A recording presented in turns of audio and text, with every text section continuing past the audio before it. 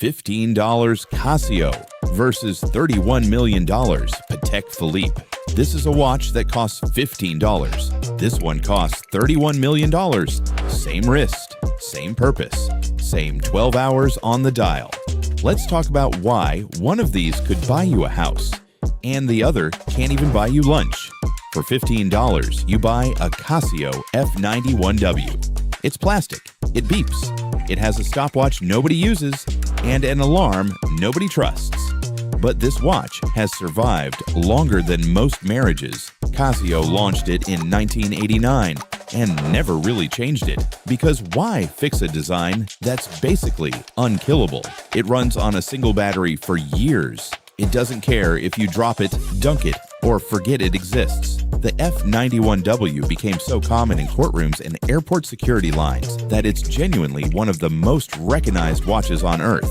Not for luxury, but for the opposite. It's the watch of people who just want to know what time it is and move on with their day. But time and money don't move on the same way for everyone. For $31 million, you don't buy a watch. You buy the most expensive watch ever sold at a public auction, and you don't even really buy it. You win it after fighting off a room full of billionaires for 12 straight minutes. In 2019, Patek Philippe sent one single stainless steel watch to a charity auction in Geneva called Only Watch. It was expected to sell for around $250,000 to $300,000. The estimate was $250,000 to $300,000. Bidding opened at 5 million francs. It did not stop at 5 million francs. Read that number again. 5 million was the opening bid, not the price. The opening bid.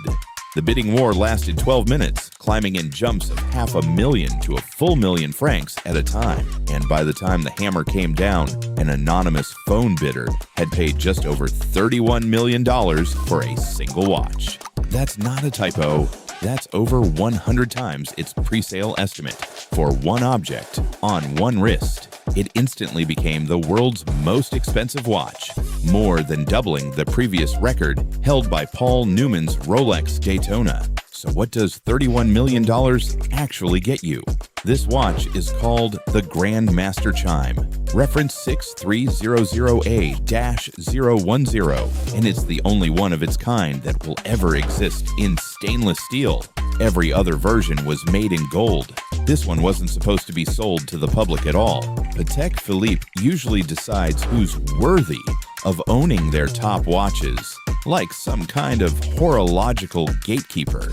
This was the one time regular billionaires, not just Patek's pre-approved billionaires, were allowed to fight for it. Inside, it has 20 complications, including a grande and petite sonnerie, a minute repeater, an instantaneous perpetual calendar, a second time zone, and a moon phase. It can flip over on its own hinges to show you a second face entirely. Most owners of watches like this will never actually use half these features. They exist the way a Ferrari's top speed exists. You're not going to hit it in traffic, but knowing it's there changes how you feel wearing it. And here's the part that should really bother you. Your Casio and this $31 million Patek are trying to solve the exact same problem, telling you the time. That's it.